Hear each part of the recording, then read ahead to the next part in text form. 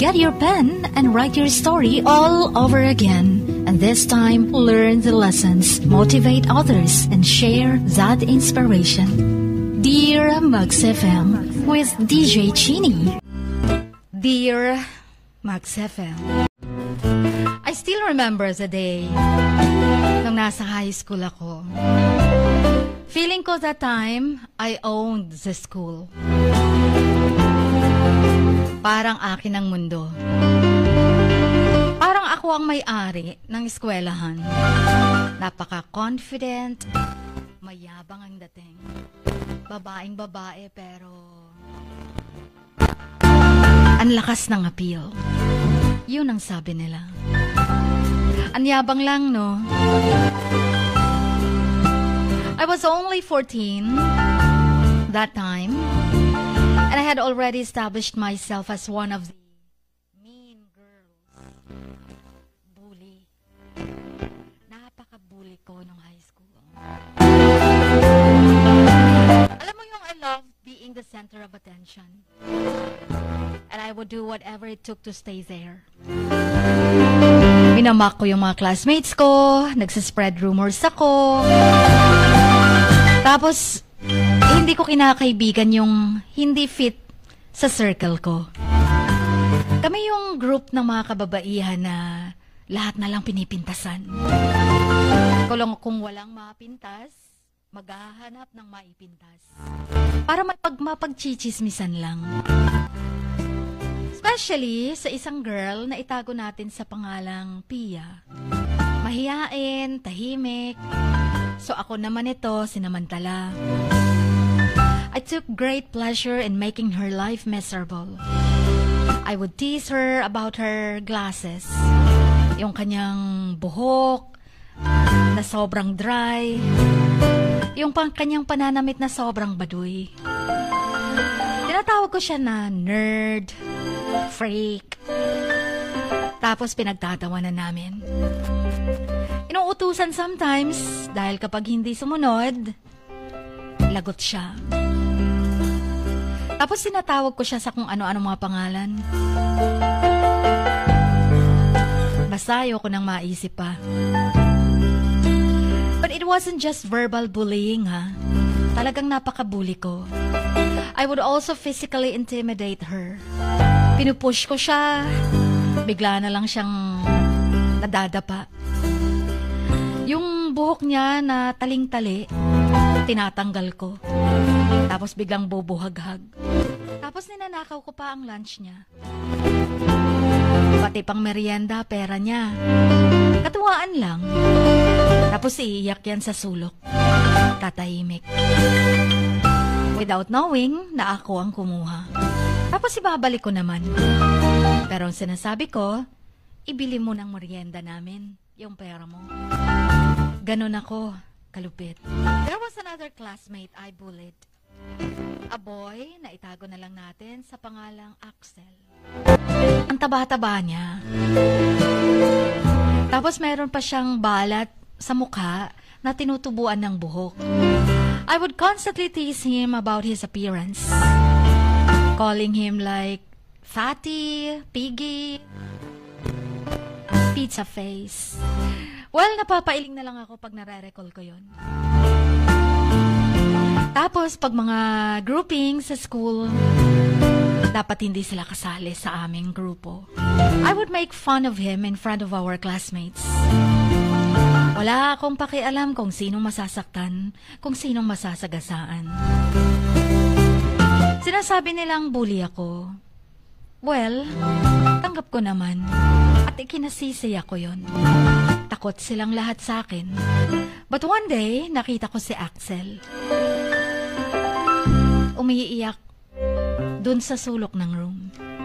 Recess time, nag-iisa siya sa kanyang armchair. He had been humiliated by me sa harap ng mga classmates ko. Namin. At siguro he couldn't take it anymore dahil sobra siyang napahiya. Then I realized then that my words had power. Sobra palang nakakasakit yung mga sinabi ko. and that I had been using that power to hurt others. Pero alam mo, hindi pa rin ako nag-sorry sa kanya. Iniisip ko na lang na okay, nasaktan ko na siya eh. Hindi ko na lang siya pinansin na umiiyak. And then there was also a time when I stole a project from my classmate.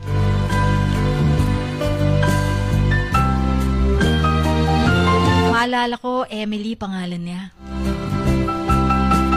She had worked so hard on that project. Alam ko, magandang grades ang makukuha niya sa project na yon. So, ang ginawa ko, alam mo ba? Pumunta ako ng classroom na walang tao na. And then, sinira ko ang project niya. Ginulo ko. Yung sa science namin na may mga globe, mga universe in Saturn, etc. Pinagpapalit-palit ko ang mga bilog na yun. Hindi na magkasunod ang mga planeta. Sobra, no? Ang bully ko. Oo, nakaka-find ako ng satisfaction sa mga ginagawa ko. Ewan ko ba kung bakit wala akong konsensya nun. Siguro part of me, kulang lang ng atensyon. Si Emily, sobrang na-disappoint sa nangyari. Umiiyak na nakatingin sa project niya. Sinasabi, tinatanong kung sino ang may gawa nun. Ako naman napapangiti lang.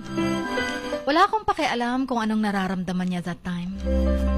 Ang alam ko, at least, hindi siya makakakuha ng good grades. So, pantay na kami. Pero parang sa dinami-dami ng mga nasaktan ko, I realized then that I had hit rock bottom. I was hurting people, stealing from them, and manipulating them just to get what I wanted. Hindi ko na iisa-isahin pa, pero mas marami pang malala ang ginawa ko, kasama ang mga barkada kong mga babae. May nagsusumbong. Minsan ako napatawag sa principal, pero ganun pa rin dating gawi. Bully pa din ako. At hinahamon ko ang mga classmates ko, oras na magsusumbong sila. Uli. Lagot sila sa akin. Pero nung na-realize ko lahat, nung isang araw, napadaan kami sa isang chapel. Naengganyo akong pumasok. Una, katuwaan lang. Pero nung may nakita akong nagdadasal, umiiyak, doon ko napagtantong siguro ganun din ang pag-iyak ng mga nasaktan kong tao. So I apologize to all my classmates. I also made a promise to myself to never bully anyone again. I promised myself to use my words to uplift and inspire others na. Until I began to visit a local church. That was a turning point in my life. I started to realize that I had been living my life all wrong, and that I had been hurting people instead of helping them. I started to learn about God and His love. I realized that I had been given a second chance, na mayroon pala akong power to make a difference in the world. Doon ko na-realize. Nagtapos ako ng college, Jean, ng education, until I decided to become a nun. And I dedicated my life to serving God and helping others. And guess what? I'm 47 years old right now. And I've been a nun for over 20 years now. And I have never looked back. Sino ba namang mag-aakalang isang madre ay dating bully? At sino mag-aakalang isang bully dati, ngayon ay madre na? I looked up at the sky, a look of peace and contentment on my face. Isang sakripisyo din para sa sarili ko, sa lahat ng mga nasaktan ko, ang pumasok ng kumbento para bumawi sa mga kasalanan ko.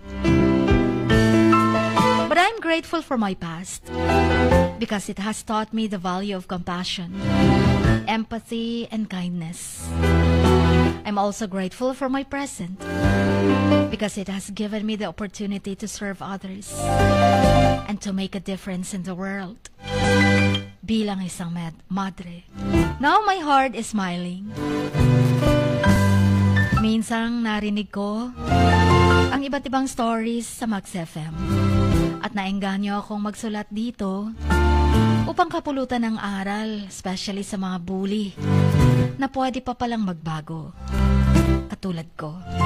And I'm grateful for the chance to share my story here in the hopes that it may inspire others to make a change. Thank you for listening. Thank you for reading. Until next time, itago niyo na lang ako sa pangalang Sis Teresa.